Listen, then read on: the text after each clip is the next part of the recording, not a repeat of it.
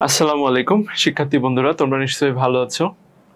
আমরা উচ্চতর গণিত প্রথম পত্রের একটি গুরুত্বপূর্ণ টপিক শুরু করতে যাচ্ছি। আজকে যে টপিকটা পড়াবো সেটা হচ্ছে বিন্যাস। তো বিন্যাসটা মূলত বাস্তব জীবনের সাথে অনেক বেশি মিল রয়েছে। এই ম্যাথগুলো করতে আমার ব্যক্তিগতভাবে অনেক ভালো লাগে। তো আজকে আমরা এই বিন্যাস টপিকটা শুরু করতে যাচ্ছি। তো বিন্যাস শুরু করার আগে প্রথমে একেবারে বিন্যাসের বেসিক জিনিসটা জানবো আজকের ক্লাসে।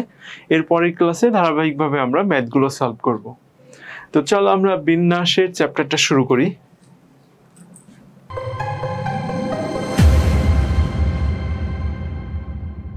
বিন্যাস চ্যাপ্টারটা শুরু করতে হলে সবার আগে একটা কনসেপ্ট মাথার ভিতর রাখতে হয়, সেটা হচ্ছে গণনার যোজন বিধি, গণনার গুণন বিধি।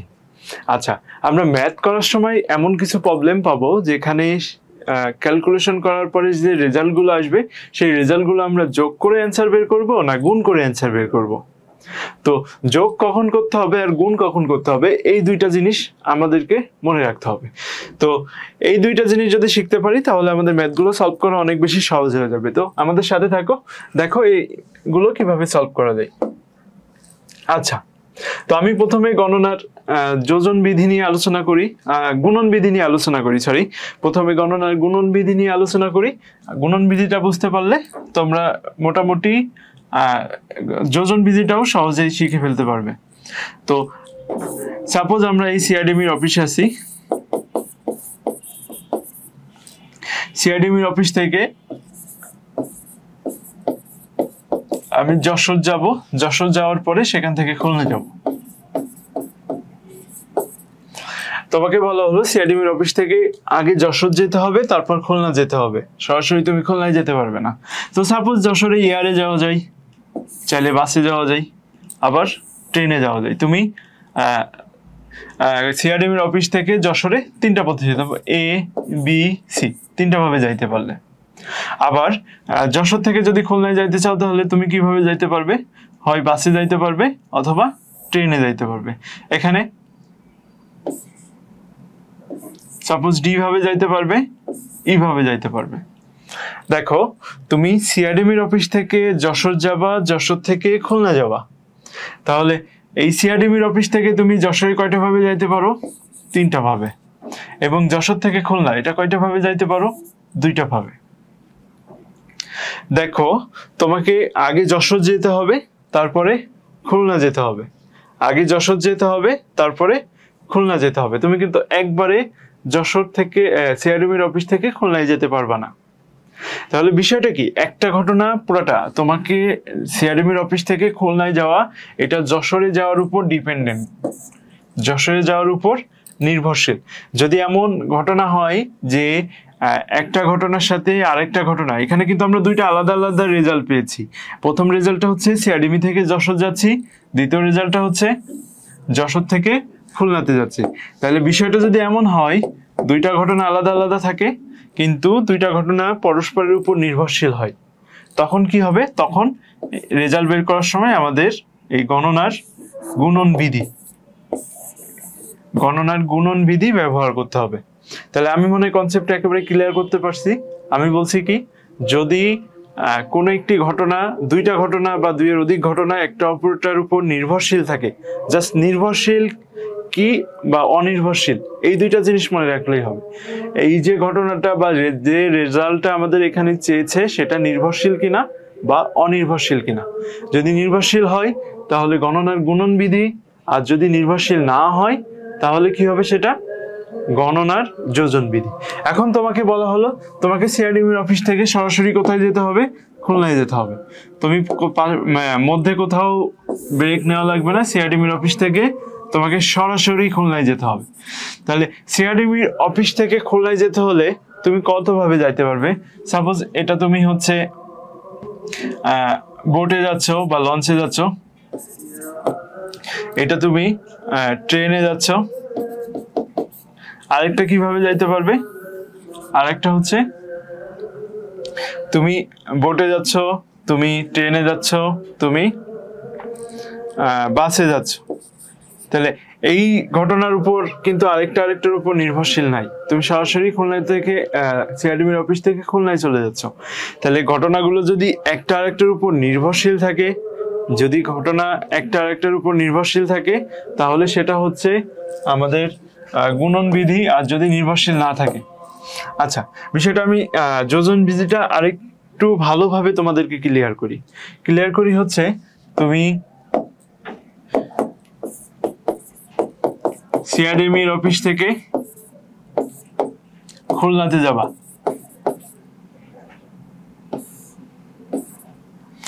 আচ্ছা তুমি যাবা আবার ব্যাক করবা, তো যাইতে পারবা হচ্ছে 3টা পদ্ধতিতে, আর ব্যাক করতে পারবা, সাপোজ ব্যাক করার জন্য তোমার বলা হলো যে তুমি 2টা ভাবে ব্যাক করতে পারবা, তাহলে যেতে পারবা হচ্ছে 3টা ভাবে।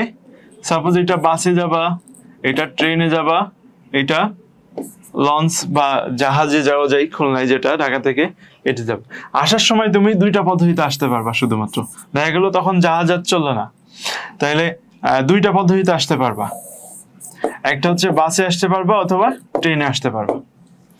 তাহলে তোমার যাওয়ার ঘটনা হলো 3টা ভাবে যাইতে পারছো, আসার ঘটনা হচ্ছে 2টা ভাবে আসতে পারছো। আচ্ছা, তুমি যে সিআরএমইর অফিস থেকে খুলনাতে যাবে, এইটা কি একটা আলাদা রেজাল্ট, এটা তুমি কত ভাবে যাইতে পারবে? 3 ভাবে যাইতে পারবে। সিআরএমইর অফিস থেকে যাওয়ার সময় তুমি 3 ভাবে যাইতে পারবে, এবং খুলনা থেকে সিআরএমইর অফিসে আসতে পারবে তুমি কয় ভাবে? 2 ভাবে। দেখো, তুমি সিআরএমইর অফিস থেকে খুলনায় যাওয়ার সময় কারোর উপর ডিপেন্ডেন্ট না, আবার খুলনা থেকে সিআরএমইর অফিসে আসার সময় কারোর উপর ডিপেন্ডেন্ট না, 2টা আলাদা আলাদা ঘটনা। আমি যদি বলতাম তুমি কত ভাবে সিআরএমই থেকে খুলনায় যাইতে পারো, তুমি অ্যান্সার দিতে 3 ভাবে। আমি যদি প্রশ্নটা উল্টা ভাবে করতাম, তুমি কত ভাবে খুলনা থেকে সিআরএমইতে আসতে পারো, তুমি বলতে 2 ভাবে।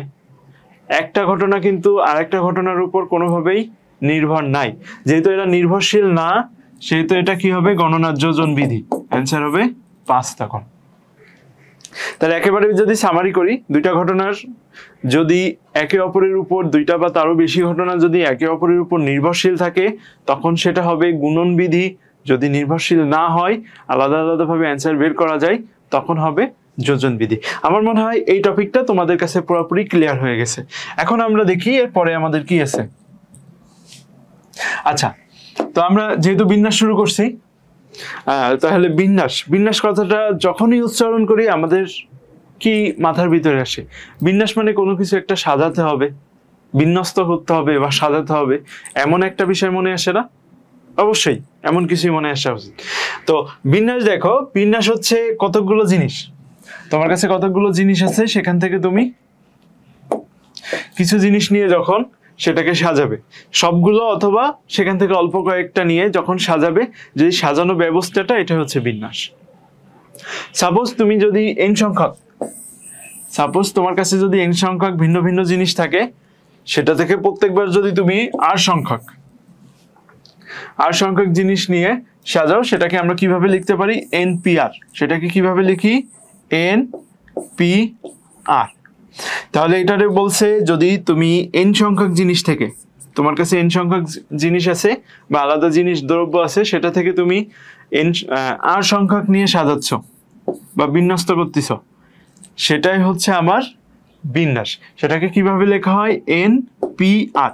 তোমরা বিন্যাসের ইংরেজি অবশ্যই জানো, দেখো এখানে লেখা আছে পারমুটেশন। তো এই পারমুটেশনের p, তাহলে n সংখ্যক থেকে r সংখ্যক সাজাচ্ছি, এখানে কিভাবে লিখতে হবে সেটা npr। এই পিটা কোথা থেকে আসলো? পি হচ্ছে বিন্যাসের ইংরেজি, পারমুটেশনের পি। এখন দেখো, তাহলে আমরা একটা উদাহরণ দেখি। সাপোজ তোমরা 3 বন্ধু আছো, নাম হচ্ছে এ, বি, সি। এই 3 জন থেকে 2 জন আসতে হবে। এই 2 জনকে কতভাবে সাজানো যাবে? তাহলে আমি প্রথম কি নিতে পারবো? এবি নিতে পারবো, আবার কি নিতে পারবো? বিসি নিতে পারবো, আবার কি নিতে পারবো? সিএ নিতে পারবো। আচ্ছা, তাহলে দেখো এখানে আমার কতজন ছিল? 3 জন। আমরা কতজন নিচ্ছি? 2 জন।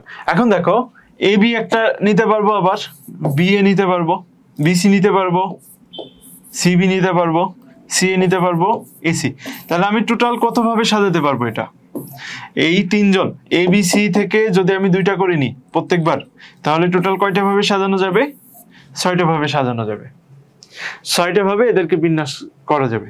তাহলে এই জিনিসটা যদি আমি ম্যাথমেটিক্যালি দেখতে চাইতাম, আমি যদি টোটাল 3টা থেকে 2টা নিতে চাইতাম, তাহলে আমার রেজাল্টটা কি হতো?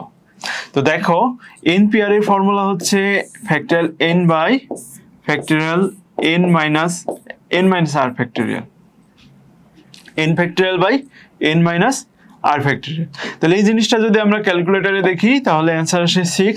আবার যদি এরকম ম্যাথমেটিক্যালি দেখি 3 ফ্যাক্টরিয়াল বাই 3 মাইনাস 2 ফ্যাক্টরিয়াল। তাহলে 3 ফ্যাক্টরিয়াল হচ্ছে 3 to 1।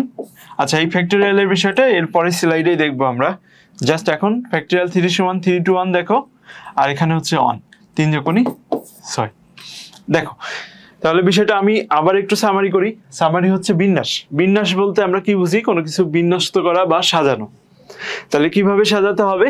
আমার কাছে যদি n সংখ্যক জিনিস থাকে, সেখান থেকে যদি সবগুলো অথবা একটা পোর্শন, সেই পোর্শন সবগুলো বা একটা পোর্শন নিয়ে বা কয়েকটি নিয়ে যদি সাজাই, সেই ব্যবস্থায় হচ্ছে আমার বিন্যাস। তো আমি n সংখ্যক জিনিস থেকে যদি r সংখ্যক জিনিসটা নিয়ে নিই, n সংখ্যক জিনিস থেকে যদি r সংখ্যক জিনিস নিই, তাহলে আমার যে সাজানো পদ্ধতি হবে সেটাকে কি বলতেছি আমরা? NPR। NPR এর ফর্মুলাটা কি?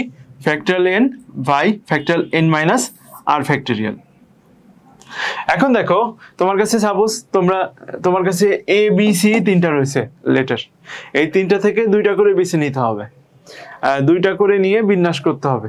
তাহলে দেখো, আমি প্রথমে A আর B নিতে পারি, আবার B আর C নিতে পারি, A আর C নিতে পারি। এখন দেখো, এখানে যেহেতু আমরা সাজাচ্ছি, A B একটা আলাদা জিনিস, B আবার একটা আলাদা জিনিস। কারণ কি? আমি যদি এখন বলি 10 আর 0 1, এই দুইটা কি সেম জিনিস? সেম জিনিস হবে না। তো বিন্যাসের ক্ষেত্রে এই জিনিসটা মনে রাখতে হবে, এখানে প্রত্যেকটার ক্রোমো, মানে এক একটা ক্রোমোটা এখানে বজায় থাকে, ক্রোমোটা বজায় থাকে। তাহলে AB এবং BA, BC CB, CA AC, total কয়টা পাচ্ছি? 6টা। তাহলে দেখো, এখানে আমরা যদি এটা ম্যাথমেটিক্যাল ক্যালকুলেশন করি তাও 6 পাই। এখন দেখো, এর পরের স্লাইডে কি আছে দেখি। আমরা যে ফ্যাক্টরিয়াল কথাটা বললাম, এখানে এই ফ্যাক্টরিয়ালটা কি এবং ফ্যাক্টরিয়াল সম্পর্কে বিস্তারিত জানবো। কোন স্বাভাবিক সংখ্যা n, কোন স্বাভাবিক সংখ্যা n এর ফ্যাক্টরিয়াল বলতে বুঝি, কোন স্বাভাবিক সংখ্যা n এর ফ্যাক্টরিয়াল বলতে বুঝি, তাহলে n এর ফ্যাক্টরিয়াল বলতে বুঝি 1 থেকে n পর্যন্ত ওই স্বাভাবিক সংখ্যা, সকল স্বাভাবিক সংখ্যার গুণফল। ফ্যাক্টরিয়াল n মানে 1 থেকে n পর্যন্ত সকল স্বাভাবিক সংখ্যার গুণফল। তাহলে যদি আমি বলি ফ্যাক্টরিয়াল 3 ফ্যাক্টরিয়াল সমান কি হবে?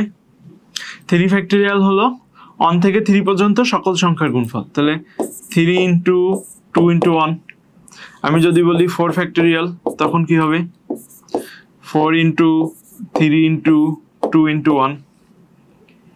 তাহলে বিষয়টা n। দেখো, আমি প্রথমে 4 ফ্যাক্টরিয়াল যখন নিচ্ছি তখন 4, এটা কি পরেরটা কি পাচ্ছি? এটা হচ্ছে 4, এটা হচ্ছে 4 মাইনাস 1, এটা কি পাচ্ছি?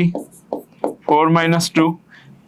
এইভাবে যতক্ষণ পর্যন্ত 1 না যাচ্ছে ততক্ষণ পর্যন্ত এটা 4, তারপর এটা 4 মাইনাস 1, তারপর 4 মাইনাস 2, তারপরে 1। তাহলে আমি যখন n ফ্যাক্টরিয়াল বলবো তখন কিভাবে হবে? n ফ্যাক্টরিয়াল সমান, তাহলে প্রথমে কি আমার 4 এর জন্য 4 আসছিল, আমি 4 লিখলাম, তারপর কি 4 মাইনাস 1, তাহলে n into n minus 1, n minus 2, এভাবে কোন পর্যন্ত যাবে? 3 2 1। এটা হচ্ছে কিসের? ফ্যাক্টরিয়াল n এর ফর্মুলা। এখন দেখো, আমি যখন ফ্যাক্টরিয়াল 6 লিখবো, আমি ফ্যাক্টরিয়াল 6 লিখতে যাচ্ছি, তাহলে 6 into 5 into 4 into 3 into 2 into 1। এখন দেখো, এখানে একটা মজার জিনিস দেখো,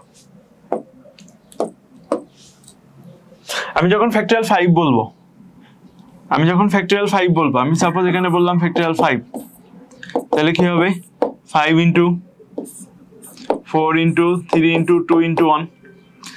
এই জিনিসটা না ফ্যাক্টরিয়াল 5, তাহলে এইভাবে লিখতে পারি না আমি 6 ইন্টু ফ্যাক্টরিয়াল 5।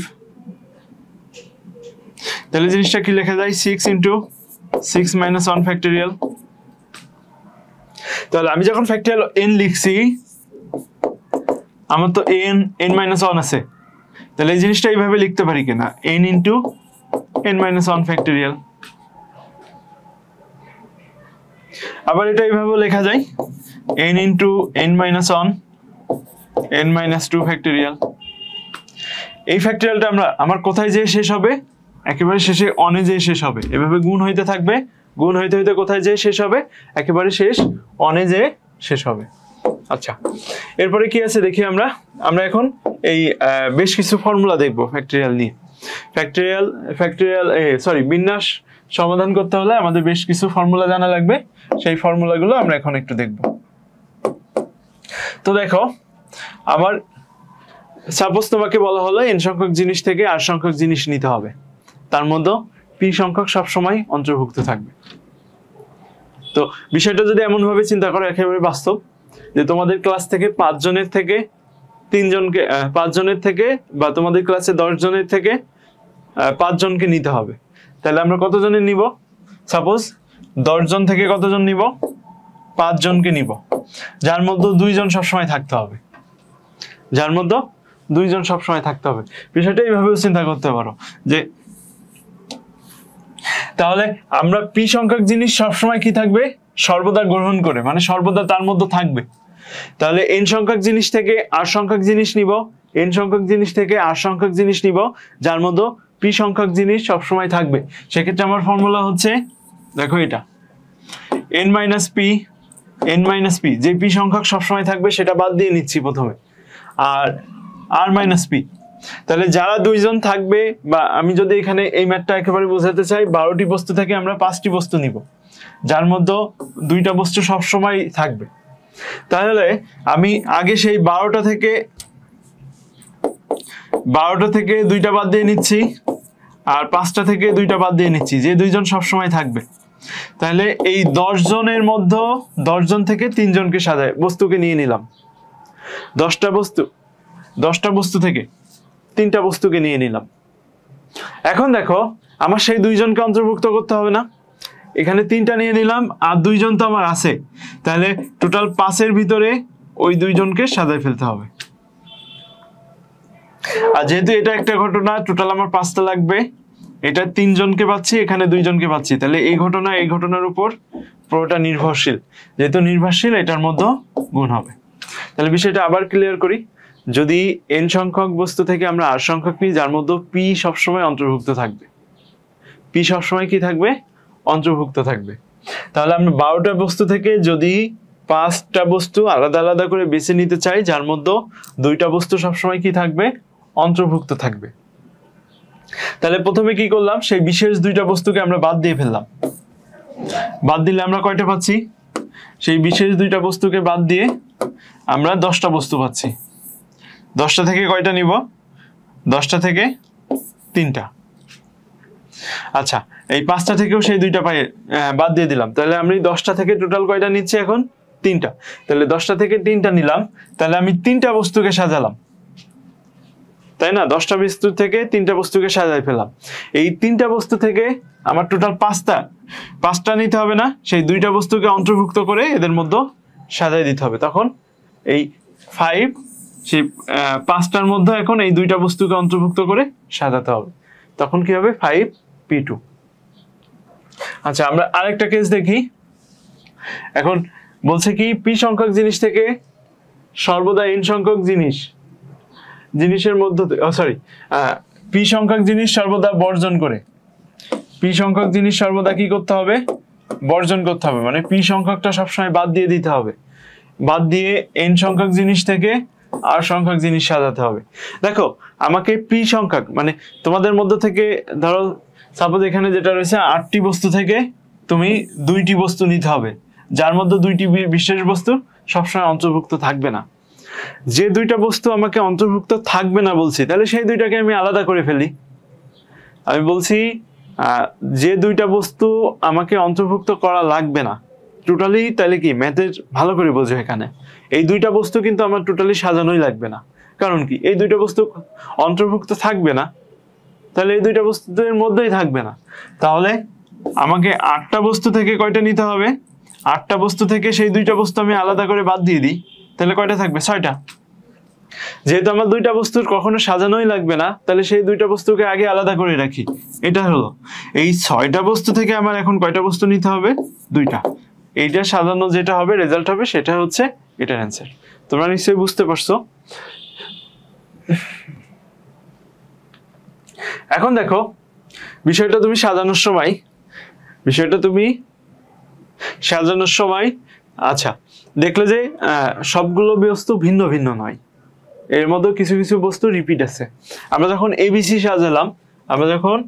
এবিসি নিয়ে সাজালাম তখন যেটা পাইছিলাম এ বি সি, এই 3টাই কি আলাদা আলাদা ছিল। কিন্তু বিষয়টা যদি এমন কেস আছে যে এ বি এই 3টা থেকে আমাদেরকে 2টা নিতে হবে, তখন বিষয়টা কি হবে? সাপোজ আমি একটা অড নিলাম, সেটা হচ্ছে আল্লাহ। দেখো আল্লাহ এই ওয়ার্ডটার মধ্যে 2টা এ আছে, আর এল আছে কয়টা? 2টি এল আছে। এখন আমি যখন এই টোটাল এখানে কয়টা আছে? 5টা বর্ণ আছে না? 5টা বর্ণ সব কয়টি নিয়ে সাজাবো, সেই ক্ষেত্রে কি কেস আসবে? সেই ক্ষেত্রে যেটা আসবে, দেখো আমরা যদি n সংখ্যক বস্তু থেকে n সংখ্যক বস্তুর সব কয়টি বা কয়েকটি নিয়ে সাজাতে যাই, যার মধ্যে দেখো রিপিট থাকবে কোনটা কোনটা। বলছে পি সংখ্যক বস্তু এক প্রকার, কিউ সংখ্যক বস্তু দ্বিতীয় আরেক প্রকার। মানে এখানে আমি বলতে চাচ্ছি পি সংখ্যক সাপোজ এ, কিউ সংখ্যক হচ্ছে সাপোজ এল, আর সংখ্যক যদি তৃতীয় প্রকার এবং বাকি সব কয়টি যদি ভিন্ন ভিন্ন হয়, তাহলে n সংখ্যক বস্তুকে সাজাইতে পারবো আমরা ফ্যাক্টরিয়াল n ভাবে। n সংখ্যক বস্তুকে কত ভাবে সাজাইতে পারবো? ফ্যাক্টরিয়াল n ভাবে। এই n এর ভিতরে এখন দেখো রিপিট আছে কোনটা কোনটা? p সংখ্যক বার বস্তু এক প্রকার বস্তু আছে, q সংখ্যক বার বস্তু আছে, r সংখ্যক বার বস্তু আছে। যেগুলো রিপিট থাকবে সেগুলো ফ্যাক্টরিয়াল p ভাগ করে দিতে হবে, ফ্যাক্টরিয়াল q ফ্যাক্টরিয়াল r। তাহলে আমি n সংখ্যক বস্তুকে n সংখ্যক ফ্যাক্টরিয়াল n উপায়ে সাজাইতে পারি, তার মধ্যে যেগুলো রিপিট থাকবে সেগুলো ভাগ হয়ে যাবে। তাহলে এইখানে 5টা বর্ণ আছে, এই 5টা বর্ণকে যদি আমি সাজাইতে চাই তাহলে কি হবে? দেখো ফ্যাক্টরিয়াল 5, তার মধ্যে এখন রিপিট আছে কি? 2টা এ, তাহলে বাই ফ্যাক্টরিয়াল 2 বাই ফ্যাক্টরিয়াল 2। এই 2 আর 2 কোথা থেকে পাইলাম? এই যে 2টা এ রিপিট ছিল, 2টা এল রিপিট ছিল, তার জন্য ফ্যাক্টরিয়াল 5 বাই ফ্যাক্টরিয়াল 2 ফ্যাক্টরিয়াল 2। যদি বিষয়টা এমন থাকতো যে সব কয়টা বর্ণ ভিন্ন ভিন্ন, তখন কিন্তু কিভাবে সাজাইতাম? সাপোজ এখানে বিউটি বাট থাকলো, এই বাটের সব কয়টা বর্ণ নিয়ে যদি আমরা সাজাতে চাই, তাহলে এখানে 3টা আছে, সবগুলো ভিন্ন ভিন্ন, শুধুমাত্র ফ্যাক্টরিয়াল 3 হতো। কিন্তু বাট না হয়ে যদি এখানে থাকতো পুয়ার, পি ডবল ও আর পুয়ার, দেখো এখানে কয়টা আছে? 2টা ও আছে। তাইলে আমি এটা সাজাইতে গেলে ফ্যাক্টরিয়াল সব কয়টা নিয়ে যদি সাজাইতাম, তাহলে ফ্যাক্টরিয়াল 4 প্রকারে সাজাইতে পারতাম। তার মধ্যে রিপিট আছে কোনটা? রিপিট আছে ও, যেটা 2টা আছে, সেজন্য নিচে ফ্যাক্টরিয়াল 2। তোমরা নিশ্চয়ই সব কয়টা ভিন্ন ভিন্ন নিয়ে সাজানোর সময় যদি কোনো কিছু রিপিট আসে, সেটা কিভাবে করতে হবে সেটা নিশ্চয়ই বুঝতে পারছো। এখন দেখো এরপরে কি আছে আমরা একটু দেখব। এখন আমরা এখানে যে সত্যটা দিছিলাম সব কয়টা ভিন্ন ভিন্ন করে নিতে হবে এবং একবার করে নিতে হবে। এখন সব কয়টা ভিন্ন ভিন্ন বর্ণ থেকে যদি একবার করে নিই, সেটার জন্য কি হবে? এখন আমরা দেখলাম সাজানোর সময় যদি সেটা একবার না হয় রিপিট হয়, এমন কিছু কেস আছে না? যেমন আমাদের মোবাইল নাম্বার, আমাদের টেলিফোন নাম্বার, বা আমরা এখন যেটা লক ব্যবহার করি, ডিজিটাল অনেক লক ব্যবহার করি, সেগুলোতে আমাদের যে নাম্বারগুলো থাকে, বা তোমাদের গাড়ি থাকলে গাড়ির যে নাম্বার প্লেটের নাম্বার, এগুলো তো রিপিট হয়। যদি এই নাম্বারগুলো রিপিট হয়, আমি আগে যেগুলো আলোচনা করলাম সেগুলো কি 1 2 3 এই বা এবিসি যেগুলো নিব, সেগুলো এ থেকে প্রত্যেকবার একবার করেই আসবে। প্রত্যেকবার কয়বার করে আসবে? A B C. আমি কিন্তু এমন লিখি নাই যে A B B C C, এমন হবে। কোনোটা একবারের বেশি আসতে পারবে না, কিন্তু বিষয়টা যদি একবারের বেশি আসে, একবারের বেশি যতবার খুশি ততবার নিতে পারি, সেক্ষেত্রে কেসটা কি হবে?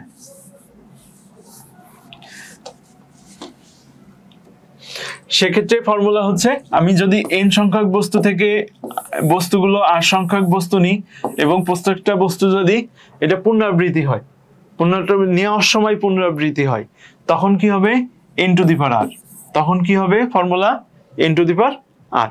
সাপোজ তোমার একটা তালা খুলবা, সেই তালা খুলতে তোমাকে 3টা ডিজিট দেওয়া লাগে, 3টা ডিজিট দেওয়া লাগে। একটা তালা তুমি এখন কত ভাবে খুলতে পারবে? একটা তালা খুলতে তুমি কত ডিজিট দিতে পারবে? 3টা ডিজিট। তাহলে আমাদের ডিজিট আছে কত? 0 থেকে 9, 10টি। টোটাল কয়টি? 0 থেকে 9, 10টি ডিজিট আছে। তাহলে প্রথম স্থানকে তুমি কত ভাবে দিতে পারো? প্রথম স্থানকে তুমি 10, এই 0 বসাতে পারো একবার, কতবার বসাইতে পারো? 1 বসাইতে পারবা, 2 বসাইতে পারবা, 3 বসাইতে পারবা। তাহলে 0, 1, 2 এভাবে 9 পর্যন্ত কি 10 বার বসাইতে পারবো না প্রথম জায়গায়? দ্বিতীয় জায়গাটাই তুমি সেম 10 ভাবে বসাইতে পারবা। তৃতীয় জায়গায় এই 0 থেকে 9 নিয়ে সেম কত ভাবে বসাইতে পারবা? 10 ভাবে। তাহলে দেখো এই ঘটনা, তোমার 3টা ডিজিট না হলে কিন্তু, এই 3টা ডিজিট না হলে কিন্তু তালা খুলবে না। তাহলে প্রত্যেকটার উপর নির্ভরশীল। শুধু একটা ডিজিট দিয়ে কিন্তু তুমি তালা খুলতে পারবে না। এখানে একটা ডিজিট, এখানে একটা ডিজিট, এখানে একটা ডিজিট, টোটাল 3টা ডিজিট। তোমরা অনেক সময় দেখবে এরকম 3 3 3 থাকে কোনো জায়গায়, বা 1 2 7 এরকম ডিজিট দিয়ে তালা। এখন যে লকগুলো আসছে সেগুলো খুলতে গেলে এরকম বিভিন্ন ডিজিট দেওয়া লাগে। তাহলে 3টা ডিজিট যেহেতু দিতে হবে, আর আরেকটা তুমি যদি একটা না দাও তাহলে কিন্তু এখান থেকে একটা মুছে দিলে কিন্তু তোমার তালা খুলবে না। তাহলে 10 একটা আরেকটার উপর নির্ভরশীল হলে সেটা গুণ করতে হবে, 10 × 10 × 10, 10 টু দি পাওয়ার 3। তাহলে তোমার টোটাল ডিজিট ছিল 10টি থেকে প্রত্যেকবার 3টি নিয়ে, এবং যেহেতু এগুলো প্রত্যেকবার পুনরাবৃত্তি করে নেওয়া যাবে, একবার না, তুমি প্রত্যেকটা ডিজিট চাইলে এই 3টা জায়গায় 3 বার করেই নিতে পারতেছ। তাহলে সেক্ষেত্রে ফর্মুলা হচ্ছে, দেখো আমার 10 টু দি পাওয়ার 3 মানে n to the power r। n সংখ্যক জিনিস থেকে r সংখ্যক জিনিস বাছাই করবা, বিন্যাস করবা বা সাজাবা, যার মধ্যে প্রত্যেকটা পুনরাবৃত্তি বা রিপিট হইতে পারে, সেটার জন্য formula n to the power r। আমার মনে হয় তোমরা বিষয়টা বুঝতে পারছো। এখন এই চক্রাকার বিন্যাসের ক্ষেত্রে বিষয়গুলো কেমন হবে? সাপোজ তুমি একটা গোল টেবিলে বসবা, সাপোজ তুমি চাচ্ছ যে গোল টেবিলে বসবা, চক্রাকার বিন্যাস। আচ্ছা, চক্রাকার বিন্যাসের ক্ষেত্রে দেখো বিষয়গুলো কেমন হবে। তুমি চাচ্ছ, বা আমরা অনেক সময় কি মালা, পুঁতির মালা যেগুলো, সেগুলো কি বানায় না? তো এটাও কি চক্রাকার বিন্যাস। অথবা গোল টেবিলে যখন আমরা বসি, সাপোজ গোল টেবিলে বসবা, তাহলে দেখো তুমি গোল টেবিলে, সাপোজ তোমরা 5জন ব্যক্তি একটা গোলাকার টেবিলে গোলাকার হয়ে কতভাবে দাঁড়াইতে পারবে, তোমরা সেই জিনিসটা বুঝতে চাচ্ছ। তো 5জন ব্যক্তি যদি গোলাকার হিসেবে দাঁড়াইতে হয়, এখন গোলাকার হিসেবে যখন দাঁড়াবা, তুমি যখন কাউন্ট করতে যাবা, তোমাকে অবশ্যই একজনকে ফিক্সড করে রাখতে হবে।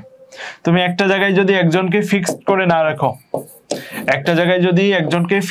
না রাখো, সাপোজ এখানে 1 আছে, 2 3 4 5, তুমি যদি একজনকে ফিক্সড করে না রাখো, তাহলে বাকি জনগুলোকে তুমি কিন্তু সাজাইতে পারবে না।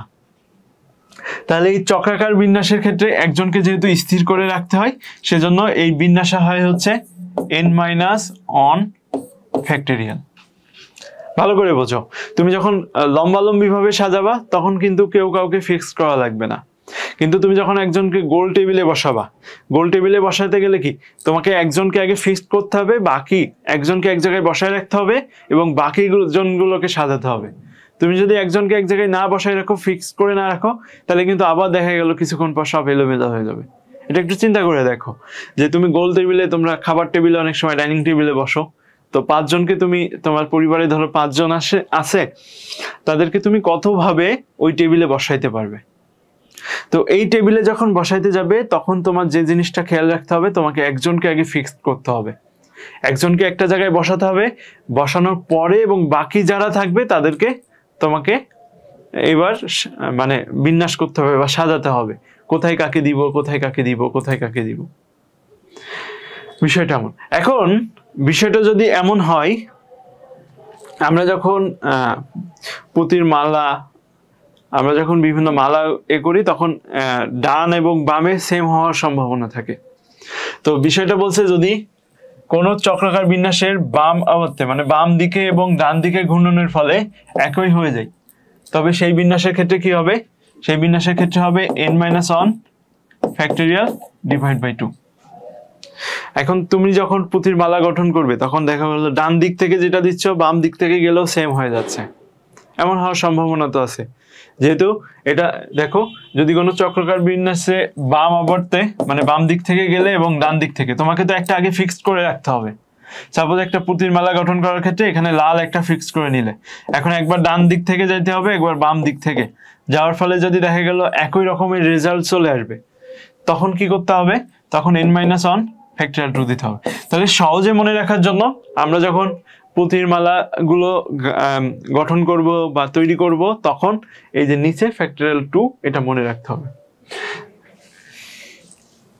এই ছিল মোটামুটি আজকের ক্লাস। আমরা বিন্যাসের টোটাল জিনিসগুলো একেবারে বেসিক থেকে আলোচনা করার চেষ্টা করছি।